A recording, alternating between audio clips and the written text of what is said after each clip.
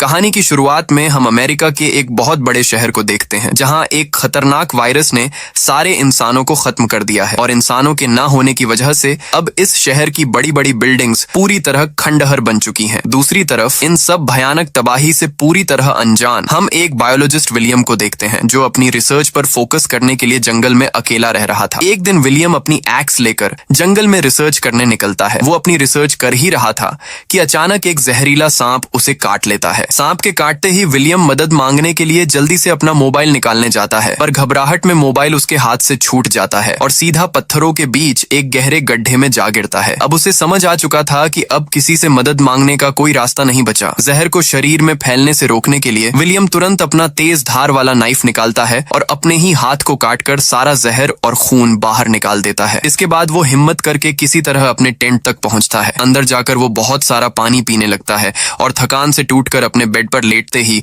जहर के असर से सीधा बेहोश हो जाता है। काफी दिनों बाद जब विलियम के शरीर से जहर का असर पूरी तरह खत्म हो जाता है तो वो अपने पैरों पर खड़ा होता है। वो जल्दी से अपना सारा जरूरी सामान पैक करता है, अपनी कार साफ करता है और सीधा शहर के हॉस्पिटल की तरफ फुल स्पीड में निकल पड़ता है। पर जैसे ही वो शहर के अंदर एंट्री मारता है उसके तो होश ही उड़ जाते हैं। हमेशा भारी ट्रैफिक से जाम रहने वाली सड़कों पर आज सन्नाटा था। सारी गाड़ियां लावारिस हालत में पड़ी थीं और चारों तरफ सिर्फ लोगों की लाशें बिखरी नजर आती हैं। कुछ लाशें तो गाड़ियों के अंदर ही पड़ी सड़ रही थीं। विलियम इस डरावने नजारे को देखकर पागलों की तरह यहाँ वहां भागने लगता है कि तभी अचानक उसकी नजर सड़क के बीचों बीच लगे एक सरकारी बोर्ड पर जा टिकती है। उस बोर्ड पर साफ लिखा था कि एक जानलेवा वायरस पूरी दुनिया में फैल चुका है और सरकार ने इस जगह को पूरी तरह सील कर दिया है। ये पढ़ते ही विलियम को समझ आ जाता है कि यह वायरस ही इन सब की मौत का असली कारण है। डर के मारे उसके पसीने छूट जाते हैं और वो अपने माता पिता को बचाने के लिए फुल स्पीड में अपनी कार भगाकर उनके घर पहुंचता है। वो भागते हुए घर का डोर खोलता है पर अंदर उसके माता पिता की लाशें पड़ी थीं जो कई दिनों पहले ही दम तोड़ चुके थे। विलियम फूट फूट कर रोने लगता है। वो घर के बाहर एक बड़ा गड्ढा खोदता है। इसके बाद वो अपने हाथों से उन्हें दफना देता है और आखिरी बार उन्हें विदाई देता है। विलियम खुद को संभालता है और अपनी थकान मिटाने के लिए कुछ दिन उसी घर में रुक जाता है। उसे एहसास हो जाता है कि शहर में उसके अलावा कोई इंसान जिंदा नहीं बचा, पर उसे पूरी उम्मीद थी कि कहीं और कोई इंसान जरूर जिंदा होगा। वो अपनी कार में पानी, खाना और जरूरत का सारा सामान भरता है और लास वेगास शहर की तरफ अपनी कार दौड़ा देता है। रास्ते में वो देखता है कि लास वेगास जाने वाला सबसे छोटा मेन ब्रिज गाड़ियों के ढेर से पूरी तरह ब्लॉक हो चुका था। विलियम को बहुत गुस्सा आता है पर वो तुरंत अपनी कार घुमाता है और एक बहुत लंबा कच्चा रास्ता पकड़ लेता है। कई घंटों की लगातार ड्राइविंग के बाद विलियम आखिरकार लास वेगास पहुंच जाता है। लास वेगास बहुत ही एडवांस और हमेशा भीड़ भाड़ वाला शहर था, पर आज वो पूरी तरह से खाली कब्रिस्तान बन चुका था। विलियम मॉल्स, रेस्टोरेंट और हर गली में पागलों की तरह अपनी कार दौड़ाता है पर उसे कोई इंसान नजर नहीं आता। थक हार कर विलियम शहर के एक मशहूर और महंगे होटल में घुस जाता है। वो अपनी थकान मिटाने के लिए गर्म पानी से नहाता है और सीधा होटल के नीचे वाले क्लब में चला जाता है। वहाँ वो दुनिया की सबसे महंगी शराब की बॉटल्स खोलता है जिसे पीने का उसने सिर्फ सपना देखा था। वो एक के बाद एक बॉटल पीने लगता है क्योंकि अब वहाँ उसे रोकने वाला कोई नहीं था। ठीक उसी वक्त विलियम के सामने अचानक दो लोग आ जाते हैं जिनमें से आदमी का नाम मिल्टन और औरत का नाम एन था। इतने दिनों बाद किसी जिंदा इंसान को देखकर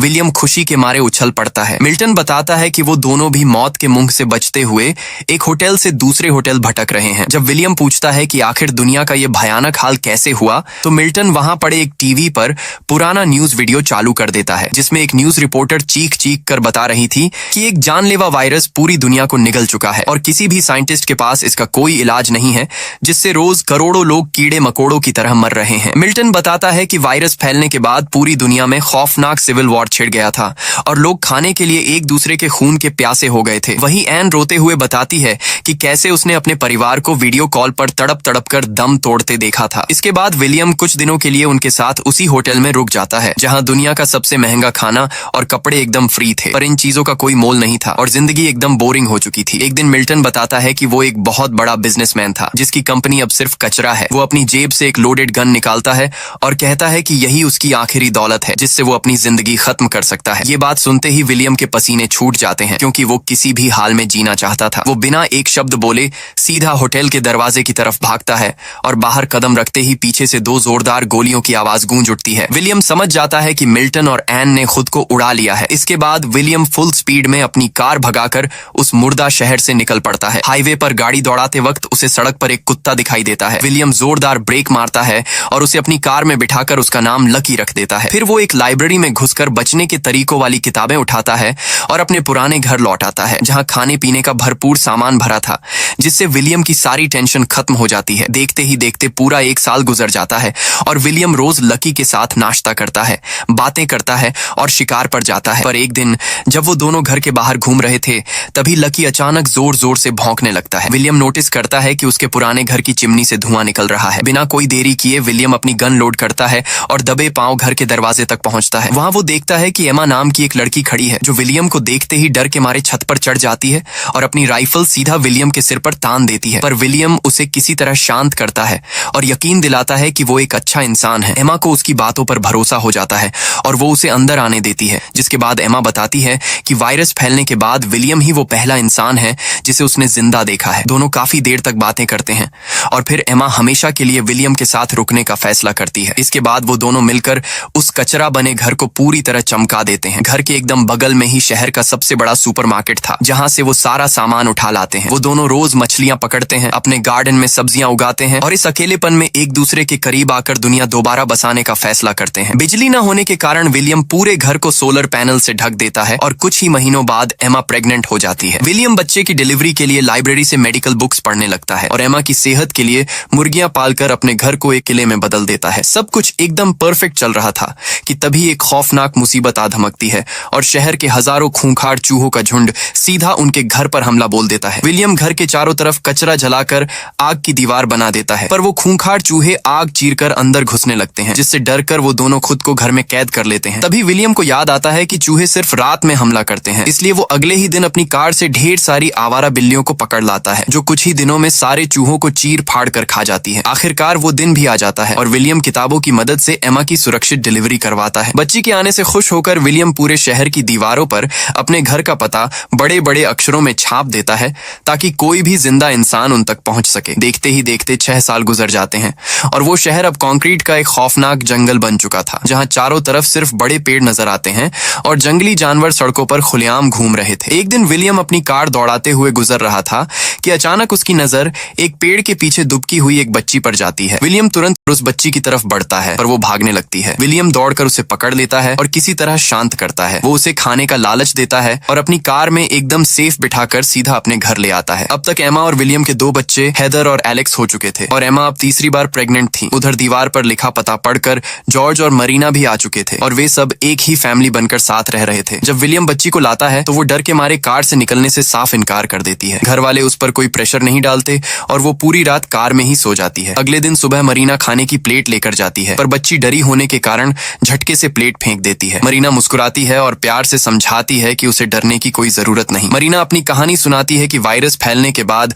वो और जॉर्ज 3 साल तक सड़कों पर अकेले मौत से बचते रहे, जब तक उन्हें विलियम की फैमिली नहीं मिल गई। ये सुनकर बच्ची थोड़ा रिलैक्स हो जाती है और नहाने के लिए अंदर चली जाती है। तभी मरीना को बच्ची के कपड़ों से एक पुरानी चिट्ठी मिलती है, जिसमें लिखा था कि उसका नाम ईवी है। वायरस के बाद ईवी का बाप उसके साथ हैवानियत करता था, इसलिए उसकी माँ ने बाप को जान से मार दिया और बच्ची को सेफ दूर भेज दिया। मरीना ये चिट्ठी विलियम और पूरी फैमिली को दिखाती है। कहानी सुनकर पूरी फैमिली रो पड़ती है और वे सब ईवी को अपनी सगी बेटी मानकर हमेशा सेफ रखने की कसम खाते हैं। इस घटना के कुछ दिनों बाद ही एमा की डिलीवरी का वक्त आ जाता है और वो अपने तीसरे बच्चे को जन्म देती है, जिसका नाम जॉय रखा जाता है। सब कुछ एकदम परफेक्ट चल रहा था कि तभी अचानक घर के बाहर लगाए गए सिक्योरिटी अलार्म बहुत जोर जोर से बजने लगते हैं, जो उन्होंने रस्सियों और घंटियों से बनाए थे। खतरे का अलार्म सुनते ही पूरी फैमिली तुरंत अलर्ट हो जाती है। सारे बड़े लोग अपने वेपन निकालते हैं और मेन डोर पर आकर तन कर खड़े हो जाते हैं। बाहर 4 नए लोग खड़े थे, जो बताते हैं कि वे भी दीवारों पर लिखा पता देखकर एक सेफ जगह की तलाश में आए हैं। इस ग्रुप में मॉली नाम की डॉक्टर, जेन नाम की प्रेग्नेंट सिंगर, एजरा और छोटा लड़का रेफ था। विलियम उनकी सच्चाई देखकर उन्हें अंदर बुला लेता है। अब वे सब एक ही बड़ी फैमिली बनकर उस घर में रहने लगते हैं। एमा मॉली को बताती है कि उनके पास खाने और पानी की कोई कमी नहीं। इसके बाद विलियम सबको हॉल में बुलाता है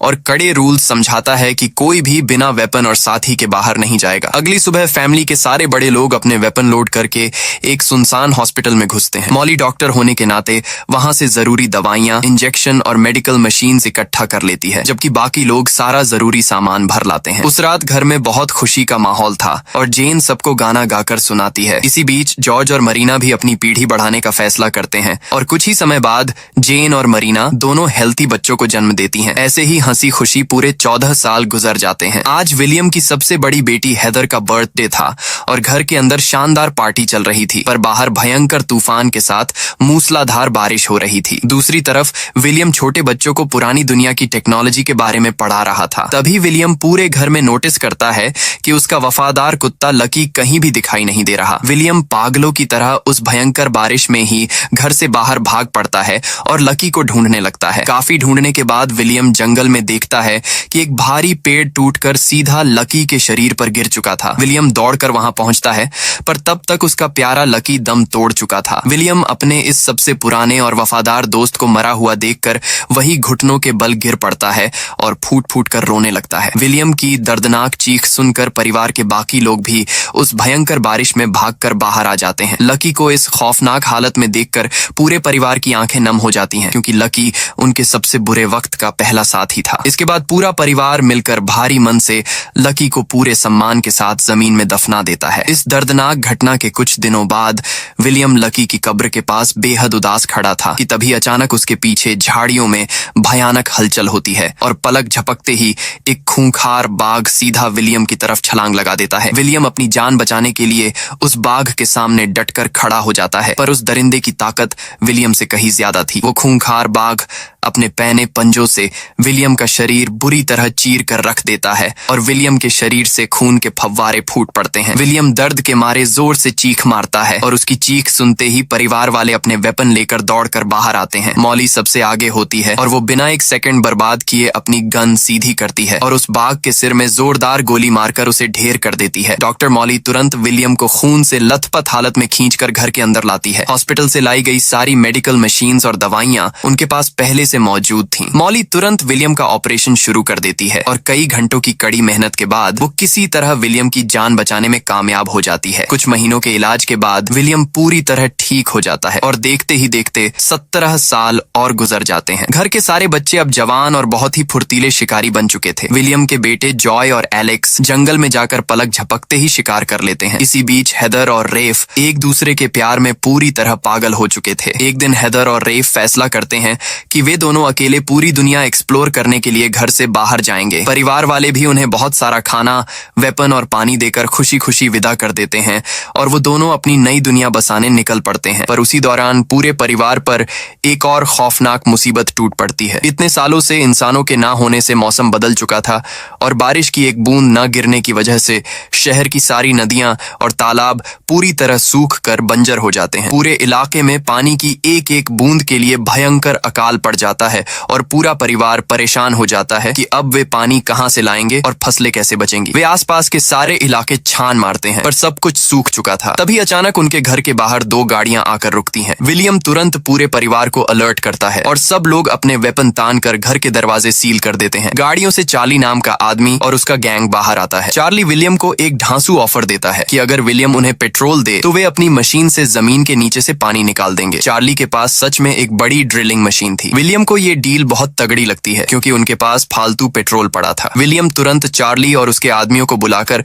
शानदार खाना खिलाता है। अगले ही दिन चार्ली के आदमी अपनी मशीन लगाकर जमीन में गहराई तक खुदाई करना शुरू कर देते हैं। पानी गहराई में होने की वजह से काम लंबा खिंच जाता है, इसलिए चार्ली और उसके आदमी वहीं रुक जाते हैं। एक दिन विलियम और चार्ली जंगल में शिकार करने निकलते हैं। वहां बाटो बाटो में चार्ली बताता है कि कैसे उसने पानी और खाने के लिए अपने ही लोगों को बेरहमी से मार दिया था और उनका सामान लूट लिया था। ये खौफनाक बात सुनते ही विलियम समझ जाता है कि चार्ली एक बहुत ही खतरनाक इंसान है। रात को विलियम पूरे परिवार को अलर्ट कर देता है और सबको चार्ली के गैंग से बचकर रहने की चेतावनी देता है। पर एमा समझाती है कि काम खत्म होते ही वे चले जाएंगे, इसलिए ज्यादा घबराने की कोई बात नहीं। पूरे 4 दिन की लगातार खुदाई के बाद अचानक उस मशीन से पानी का एक बहुत बड़ा फव्वारा फूट पड़ता है। इतना सारा साफ पानी देखकर पूरे परिवार की खुशी का कोई ठिकाना नहीं रहता और सब खुशी से झूम उठते हैं। विलियम अपना वादा पूरा करता है और चार्ली को गाड़ियों के लिए बहुत सारा पेट्रोल दे देता है। इसके बाद विलियम चार्ली से एकदम साफ शब्दों में कहता है कि अब उनका काम खत्म हो चुका है और उन्हें कल सुबह ही यहाँ से निकलना होगा। चार्ली भी विलियम की बात मान लेता है और चुपचाप वहाँ से जाने की तैयारी करने लगता है। उसी रात पानी मिलने की खुशी में और चार्ली को विदा करने के लिए घर में एक शानदार पार्टी होती है, जिसके बाद सब गहरी नींद में सो जाते हैं। पर विलियम को नींद नहीं आ रही थी क्योंकि उसे चार्ली पर बिल्कुल भरोसा नहीं था। अचानक उसे किसी के रोने की दबी हुई आवाज आती है। विलियम तुरंत अपनी गन उठाता है और दबे पांव बैल्कनी की तरफ जाता है। वहाँ साइरस पहरा दे रहा था और चार्ली एक कमरे में था। विलियम विलियम अंदर घुसता है तो उसका खून खौल उठता है। ईवी जमीन पर पड़ी रो रही थी। ईवी बताती है कि चार्ली ने उसके साथ बहुत गलत काम किया है। विलियम कहता है कि अगर चार्ली जिंदा रहा तो वो घर की सारी लड़कियों को अपना शिकार बनाएगा। परिवार के कुछ लोग इंसान को मारने से डरते हैं, पर विलियम उन्हें समझाता है कि परिवार की सुरक्षा के लिए ये जरूरी है। इसके बाद विलियम अपनी गन छुपाकर चार्ली को बाहर बुलाता है और पलक झपकते ही उसे हमेशा के लिए खत्म कर देता है। अगली सुबह विलियम चार्ली के आदमियों को इकट्ठा करता है और रात की सच्चाई बताकर उन्हें ऑफर देता है कि जो मेहनत करेगा वो यहाँ आराम से रह सकता है। सारे आदमी खुशी खुशी तैयार हो जाते हैं क्योंकि वे खुद चार्ली के जुल्मों से तंग आ चुके थे। तभी उसका खास दोस्त साइरस आग बबूला हो जाता है और पूरे परिवार को मारने की धमकी देता है। टीम का एक आदमी बताता है कि चार्ली ने उनके ग्रुप की लड़कियों के साथ भी गलत किया था और साइरस उसका साथ देता था। ये सुनते ही विलियम साइरस को घसीटते हुए मेन डोर से बाहर धकेल देता है। साइरस माफी मांगता है पर विलियम उसे हमेशा के लिए जंगल की तरफ खदेड़ देता है। देखते ही देखते 20 साल का लंबा वक्त गुजर जाता है और मौसम पूरी तरह बदल जाता है। हवा एकदम साफ हो जाती है और घर के सारे बच्चे अब जवान और ताकतवर बन चुके थे। पर ये खुशी ज्यादा देर नहीं टिक पाती। कुछ ही दिनों बाद अचानक काम करते करते परिवार के लोग एक एक करके जमीन पर गिरने लगते हैं। आधे से ज्यादा लोग बुरी तरह बीमार होकर बिस्तर पकड़ लेते हैं। उनके शरीर आग की तरह तपने लगते हैं और उन्हें भयंकर खांसी आने लगती है। डॉक्टर मॉली तुरंत अपनी मेडिकल किट निकालती है और सबकी जांच करने लगती है। मॉली का चेहरा डर से पीला पड़ जाता है। वो विलियम को बताती है कि पुराना जानलेवा वायरस अब म्यूटेट होकर और भयंकर रूप में लौट आया है। मॉली भागकर अपनी लैब में जाती है और नया एंटीडोट बनाने के लिए केमिकल मिलाने लगती है। बाकी लोग बीमार लोगों पर ठंडे पानी की पट्टियां रखते हैं और विलियम का बेटा जॉय मौत के मुंह में पहुंच जाता है। ठीक उसी वक्त घर के बाहर से एक कार की तेज ब्रेक लगने की आवाज आती है। विलियम तुरंत अपनी गन लेकर बाहर भागता है। विलियम दौड़कर हेदर को उठाता है। हेदर फूट फूट कर रोती है और खौफनाक कहानी बताती है। वो कहती है कि वे दोनों नई दुनिया की खोज कर रहे थे और एक सुनसान पहाड़ पर उन्हें एक अजनबी आदमी नजर आया। वो आदमी और कोई नहीं बल्कि साइरस था, जिसे विलियम ने 20 साल पहले धक्के मारकर निकाल दिया था। हेदर कांपते हुए बताती है कि कैसे साइरस ने पीछे से वार करके रेफ का गला काट दिया था। रेफ खून से लथपथ होकर छटपटाते हुए जमीन पर गिर पड़ता। ये भयानक नजारा देखकर हेदर गुस्से से पागल हो जाती है और अपना तेज चाकू निकालकर सीधा साइरस पर टूट पड़ती है। वो साइरस के सीने में कई बार वार करके उसे वहीं ढेर कर देती है। हेदर अपने हाथों से रेफ को दफना देती है और अपनी कार लेकर निकल पड़ती है, पर इंजन खराब होने के कारण वो मीलों पैदल रेगिस्तान पार करके घर पहुंचती है। ये खौफनाक बात सुनकर परिवार में मातम छा जाता है और विलियम गुस्से से भर जाता है। उसी वक्त डॉक्टर मॉली अपनी लैब से बाहर दौड़ती हुई आती है। वो शीशियों में एक नया एंटीडोट बनाकर लाती है। मॉली बिना देरी किए बीमार लोगों को इंजेक्शन लगाने लगती है। दवा का असर बहुत तेजी से होता है और सबका टेम्परेचर बिल्कुल नॉर्मल हो जाता है, पर जॉय के शरीर पर दवा का कोई असर नहीं होता और विलियम के सामने ही जॉय तड़प तड़प कर दम तोड़ देता है। इस वायरस से 3 और लोगों की भी मौत हो जाती है। विलियम ये सदमा बर्दाश्त नहीं कर पाता और पागलों की तरह चीखता हुआ एक ऊंचे पहाड़ की तरफ चला जाता है। कुछ दिनों के बाद एमा उसी पहाड़ पर विलियम के पास पहुंच जाती है। एमा उसे समझाती है कि मौत इस नई दुनिया का अटल नियम है और हम पुरानी दुनिया को वापस लाने की सबसे बड़ी गलती कर रहे हैं। एमा विलियम की आंखों में देखकर कहती है कि हमें अपने परिवार के लिए हर हाल में लड़ना होगा और इस खूंखार नेचर के हिसाब से खुद को ढालना होगा। जो लोग चले गए उन्हें दिल में रखकर आगे बढ़ना होगा। ये सुनकर विलियम समझ जाता है कि पुरानी दुनिया अब खत्म हो चुकी है और उसे नए नियमों के साथ ही जीना होगा। विलियम तुरंत उस पहाड़ से नीचे उतरता है और पूरे परिवार को एक जगह हॉल में इकट्ठा करता है। वो सबको सोचने का तरीका बदलने को कहता है और समझाता है कि अब हम पुरानी दुनिया की कॉपी करना बिल्कुल बंद कर देंगे। इसके बाद सब मिलकर शहर का पुराना टूटा हुआ रेडियो स्टेशन दोबारा चालू करते हैं और भारी केबल्स खींचकर उसे काम करने लायक बनाते हैं। सब लोग अपनी जिंदगी में खुशियां वापस लाते हैं और नए गेम्स खेलते हैं। वे लोग नेचर के साथ तालमेल बिठाकर नई दुनिया बसाने लगते हैं। इसी के साथ ये कहानी यहीं पर खत्म होती है। आपको ये वीडियो कैसी लगी कमेंट में जरूर बताएं और चैनल को सब्सक्राइब करना ना भूलें। मिलते हैं अगली वीडियो में, तब तक के लिए गुड बाय।